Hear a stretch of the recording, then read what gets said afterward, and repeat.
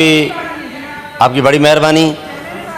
Sir, मैं आज बलूचिस्तान के हवाले से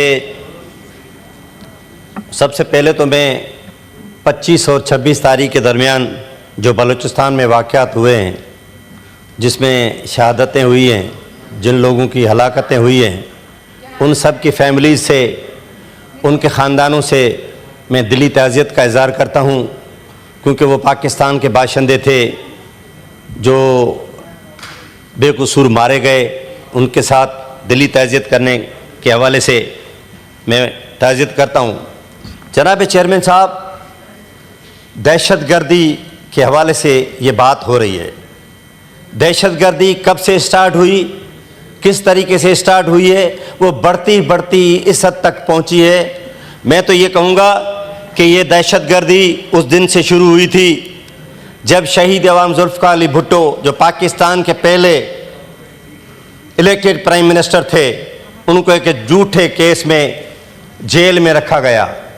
दहशतगर्दी सर उस दिन शुरू हो गई थी जब जुडिशरी के जज साहिबान ने किसी के टेलीफोन पर शहीद अवाम जुल्फ़िकार अली भुट्टो को फांसी दे दी। सर, दहशतगर्दी उस दिन से शुरू हो गई थी जब सिंध के लोगों के साथ MRD की तहरीक में हज़ारों लोगों को कोड़े मारे गए, फटके मारे गए, उनके जानों के नजराने दिए गए और बहुत सारे सिंध के वो लोग, बलूचिस्तान के वो लोग, चिचरी हुई लाशें फेंकी गई। दहशतगर्दी सर उस दिन से हो गई थी जिस दिन से सिंध का पानी चोरी किया गया था। दहशतगर्दी उस दिन से होना शुरू हो गई थी जिस दिन हमारे हुकूक पे डाका मारा गया। सर, दहशतगर्दी सर उस दिन से शुरू हुई जब आप देखें गैर जमहूरी तरीके से हुकूमतें बनाई गई।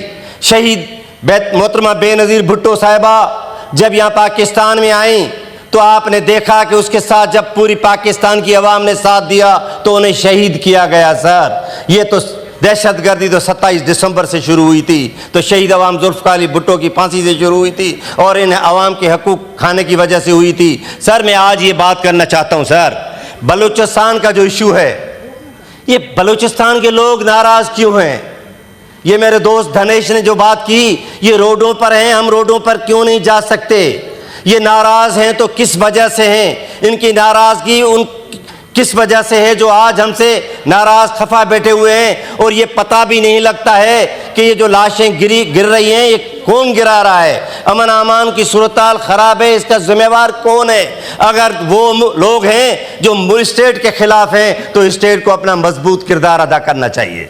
अगर हमारी गलतियां हैं तो मिस्टर आसिफ अली जरदारी साहब की तरह उन्होंने कोई कसूर नहीं किया था, उन्होंने कोई काम नहीं किया था ऐसा कि उन्होंने माफ़ी मांगी थी, लेकिन उन्होंने कहा था कि मैं बलोच हूँ, बलोचों से वादा करता हूँ, और उन्होंने उस ज़माने में माफ़ी मांगी थी और उन्होंने बलोच हुकूक का आगाज़ किया था। सर, तो सर तमाम पॉलिटिकल पार्टीज़ को और तमाम वो लोग जो नाराज़ हैं, उनकी नाराज़गी की वजूहात क्या हैं? सर, आप देख लें, पूरे पाकिस्तान में अभी जो सूरत-हाल है, मुल्क में एक अनारकी फैली हुई है और आपने देखा सर ऐसे बहुत सारे पहले भी वाक़े हो चुके हैं, हम भुगत रहे हैं। सिंध इससे बहुत सबसे पहले भुगता और ये लोग कह रहे हैं कि बॉर्डर से 2 सिर्फ सूबे लगते हैं, लेकिन मैं बताना चाहता हूँ कि सिंध का जहाँ से ताल्लुक़ है वहाँ भी नज़दीकी बॉर्डर है और उसी इलाके में जब जंग लगी थी तो 99,000 जंगी कैदी पाकिस्तानी फ़ौजी वहाँ थे, लेकिन शहीद अवाम जुल्फ़िकार अली भुट्टो ने ये बातें करके उनको वापस आज़ादी दिलवाई थी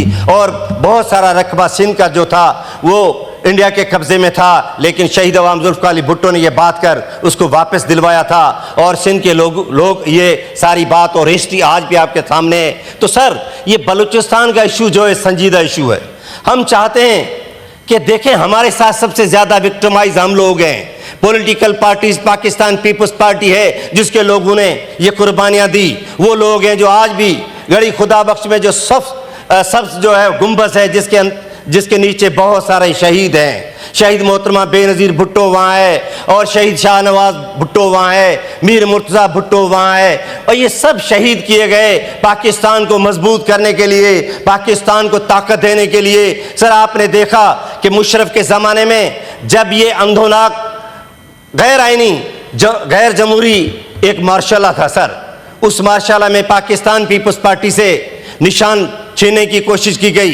पाकिस्तान पीपल्स पार्टी की तंजीम को ख़त्म करने के लिए जब उन्होंने कोशिश की तो पाकिस्तान पीपल्स पार्टी ने Pakistan Peoples Party parliamentary group बनाया, लेकिन उन्होंने रोडों पर वो नहीं आए, उन्होंने एहतजाज नहीं किया, उन्होंने स्टेट के खिलाफ नारे नहीं मारे, लेकिन उन्होंने ये कहा कि हम ये बताते हैं कि कॉन्स्टिट्यूशनल हमें क्या राइट है। तो उन्होंने अपनी पार्टी को मजबूत किया और Pakistan Peoples Party parliamentary group बनाकर इलेक्शन लड़े।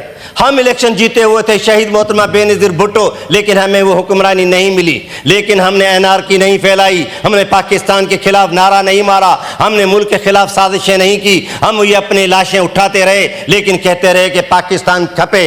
और उस ज़माने में शहीद मोहतरमा बेनज़ीर भुट्टो और संजीदा क़यादत आसिफ अली जरदारी और अदी फरयाल टालपुर ने ये मिलकर कहा कि अगर ये हमें पाकिस्तान पीपल्स पार्टी के निशान पर इलेक्शन नहीं लड़ने देते हैं तो पाकिस्तान पीपल्स पार्टी पार्लियामेंट बनाकर भी उन्होंने ये महसूस किया और वो इलेक्शन लड़े, लेकिन हमने मुल्क के खिलाफ नारा नहीं लगाया। सर, अभी बहुत सारी ऐसी पार्टियां हैं जिन्होंने, आपने देखा 9 मई का जो वाकया किया, आप उसको बेहतर समझते हैं। आज भी हम कह रहे हैं कि उनसे मुज़ाकरात किए जाएं। जिन लोगों ने पाकिस्तान के खिलाफ साजिश की है सर, उन्हें सरेआम सजा दी जाए, क्योंकि हम अपनी लाशें इस वजह से उठा चुके हैं। आज भी हम पाकिस्तान पीपल्स पार्टी के लोग बेकसूर मारे गए, लेकिन हमने मुल्क के खिलाफ बगावत नहीं की। तो सर आए, संजीदा पाकिस्तान का, बलूचिस्तान का, तमाम सूबों का संजीदा सियासी और पॉलिटिकल हल निकालें। आपकी बड़ी मेहरबानी, एक बार फिर मैं आपका शुक्रगुजार हूँ। Thank you.